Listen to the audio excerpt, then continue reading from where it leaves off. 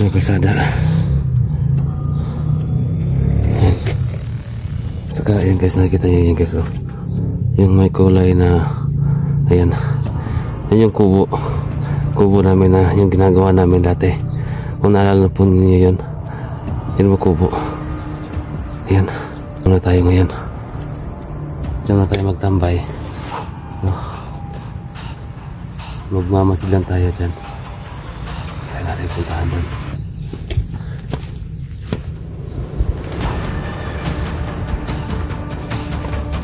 Guys, yung bahay namin, nakikita niyo yung mga bubong sa lahat. Ayan, ayan yung garage. Ayan guys, mga nga po sa lahat. So ngayon, so kakarating ko lang dito. Sobrang layo ng nilakad ko. So dito ako dumaan.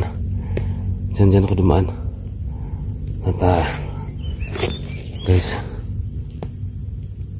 siguro try kong lumapit dun sa bahay kung ano mga ano dun, kumusta na yung mga tao dun sa ano, sa aming lugar. Baka may mga nagbabantay pa. So wala na akong contact sa kanila kasi hindi na ako makatawag. So naubusan ako ng load, kaya yan, try kong lumapit dun sa bahay. Yun nga sinautol daw, nakita ko yung upload ni Utol kagabi. So yun, delikado din yung kalagayan niya, hinahanap din siya. Yun nga pala guys, meron ako nabasa sa mga comment. Yun na nga daw, bakit daw lulusob ako ng ito ganyan. Hindi naman ako nagdala ng gamit. So mga guys, no, sa lahat ng mga bago pa lang hindi nakasabay po sa ano na to. So yun kasi guys, unexpected kasi ito. Hindi ko naman alam na gano'n yung mangyayari. May mga tao na umaaligid sa amin. Kaya dali akong lumabas, no, kasi pinaghahanap na kami. So yung punta rin ng mga taong yun ay yung bahay ni SG. Kaya yun, buti nakita ko ni Chang na wag daw akong babalik kasi delikado, mainit pa kasi may naghahanap sa amin doon sa mga bahay namin. Pati nga sila ni Edwin, sila ni Elektra din, no, may mga tao na umaalig din sa bahay nila. So wala na akong ano sa kanila, contact. Hindi ko na alam kung ano nangyari sa kanila. Hindi ko na mapapanood yung mga upload nila kasi nga yan, wala na akong load, din ako makapag-view. Kaya guys, pasensya na guys, no, kasi yung mga iba kasi masakit din yung mga comment nila. Ano ko dala-dala, bakit mabalik ka pa dyan? Paano ako makaalis bigla? Nahirapan nga ako, nagtago nga ako para hindi ko makita. Kaya delikado na talaga yung sitwasyon ngayon. So ngayon, dito ako ngayon, babalik ang punta ako dun sa bahay. Try ko lumapit dun. Sobrang gutom na rin ako, no? Buti meron akong nakita na dito. Shoutout muna kang Ate Jane, shoutout sila Sir Nelo, Ma'am Teresita, shoutout sila. Ayan, yung Ma'am Gigi, kay ano po yun, magpapashoutout lahat lang ng mga nanonood sa atin. Huwag kayong magalala guys, no, pipilitin ko na hindi ko mahuli nila kasi ito delikado talagang sitwasyon ngayon. Kaya dublingan lang talaga ako, no. So buti may nakita ko ano dito, yung ang tawag nito, kawayan.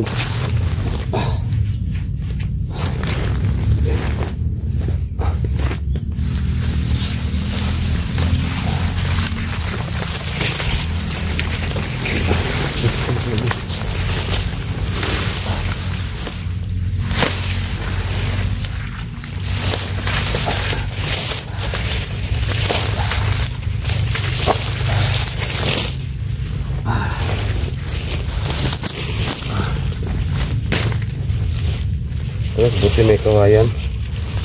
Iba kasi dito sa aming lugar guys. Iba dito sa aming lugar. Gigi.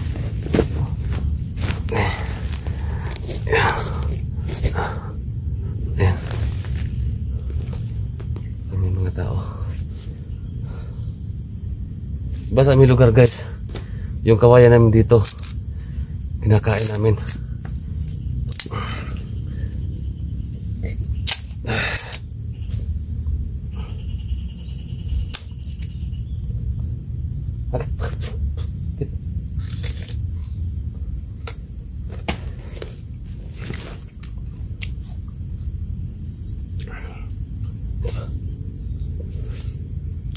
Yung kawayan namin sa amin. Pinakain namin yung kawayan. At saka yung iba ginagawa namin ano ng sahig. Para gawing tulugan. At sa gawing dingding. Ito yun. Kaya yung iba kinakain namin yung may sobra.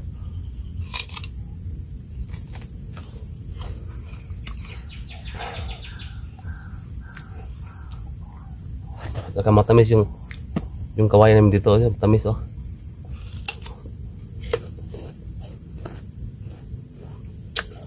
Hindi kaya sa inyo. Matabang yung kawayan sa inyo. Hindi sa amin hindi.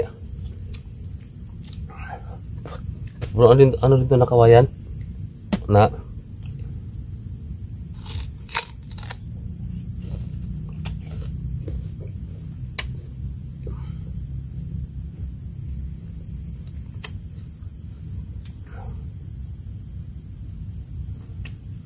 ang mga maliliit lang na kawayan.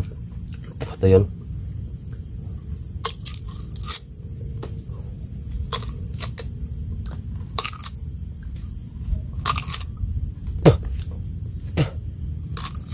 Sarap ng kawayan dito.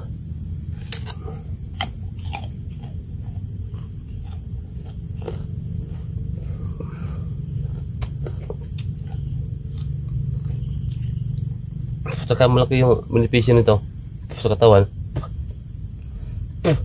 Kasi naggamot ito sa mga ano, nagpapababa ng sugar ninyo. Yung mga diabetes. Ito yung ano ninyo, yung kainin ninyo. Pakababa.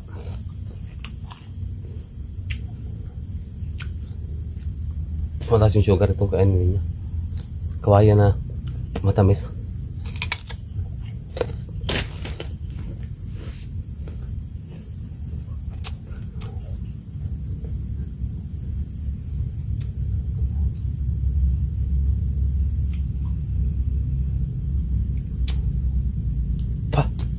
Kita pa nga.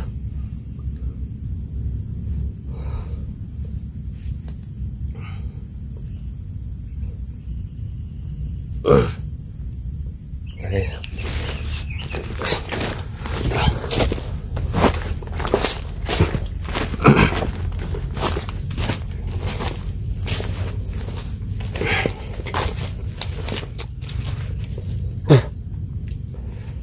Kita pa nga. Baka sasakit yung ngipin ko naman. So, bigla na ito sumasakit yung ngipin ko.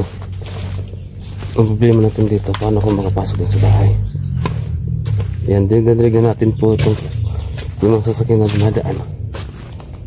Pero huwag tayo magkumpiyansa. Baka may mga maaligid lang din sa bahay, sa likuran. Sikunin ko yung mga gamit ko. Yung baril ko. Kunin ko.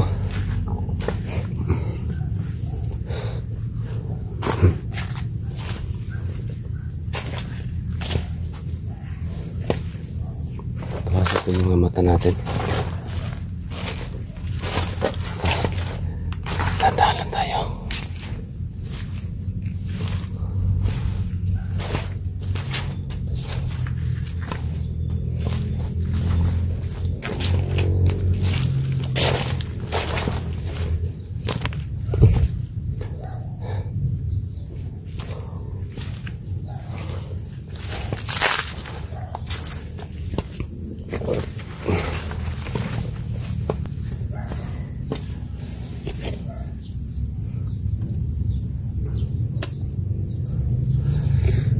kalsada. Ayan. Saka ayan guys, nakikita nyo yan guys, oh. Yung may kulay na, ayan, yan yung kubo namin na yung ginagawa namin dati. Kung naalala po ninyo yun, yan yung kubo. Ayan, muna tayo ngayon. Diyan na tayo magtambay, oh. Magmamasid lang tayo dyan. Tayo natin puntahan doon.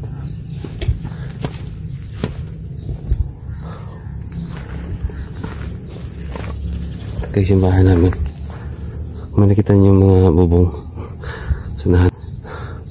Ayan, ayan yung garage.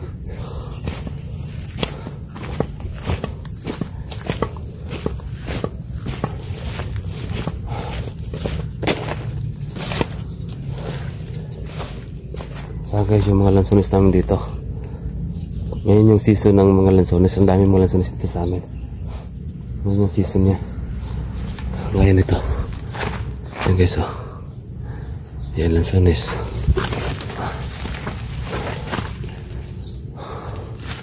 Yan. Ito yung mga lansones dito sa amin. Iba yung hugis ng lansones namin dito. Yan.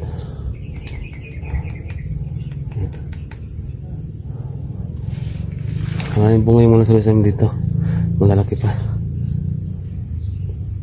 Yan, oh. Iba yung ano, yung texture ng ano niya, oh, yung karamihan kasi yung mga ano nila doon sa yung mga lugar, yung mga ano na doon, yung mga lansones nila mabilog. Ang sa amin kasi pahaba. Grabe talaga. Lansones dito.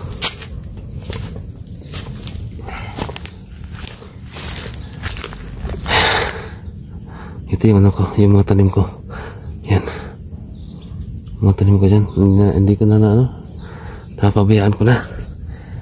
Kasi nga, delikado pa yung sitwasyon ko. Delikado pa yung panahon ngayon.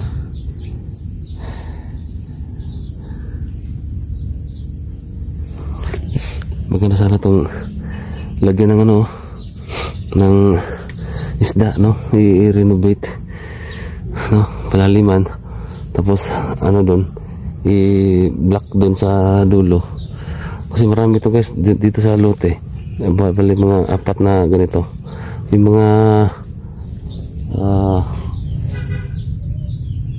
ano yan tawag nito, ano, 3 kasi yan eh, Bukiti, primary, saka tracery. Ito tawag to mga ano to eh, primary to eh, ito ko laki primary.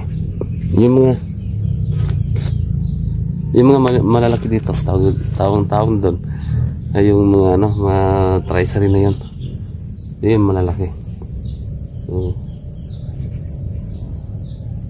mula doon sa mga bukiti na yan, mula doon sa mga bukiti, gaya nito, bukiti to eh, kaya lang ano to, medyo ano na ito, bukiti to. Mula doon sa mga bukiti, doon dumadalo yung tubig mula dito sa mga sagingan down to primary. So dito na siya, dito na yung lahat ng mga tubig, dito siya dadaan din, no? Kalawa itong kanal na to, ito yung natawag na primary, mula dito sa Bukiti down to primary. Tapos mula dito sa primary, doon sila lalabas sa tracery, yung pinakamalaking kanal, tawag na drainage. Doon na. Dami kong sinasabi, no? Para akong si Kuya Kim, buhay bitter lang. So tara guys, so dito yung ano ito yung ano,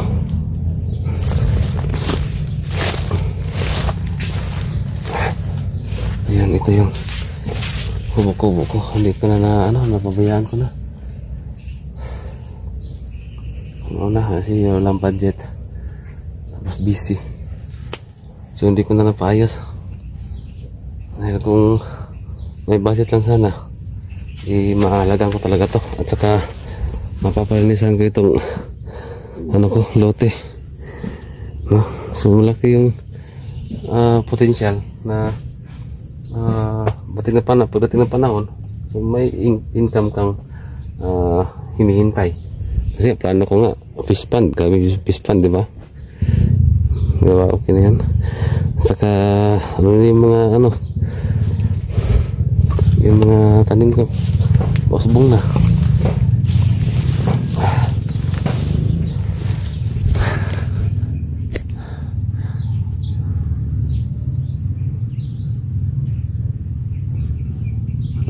Yan bahay, oh. Yan bahay. Kaya lapit na dyan. Lapitan natin dyan. Lapit na dyan.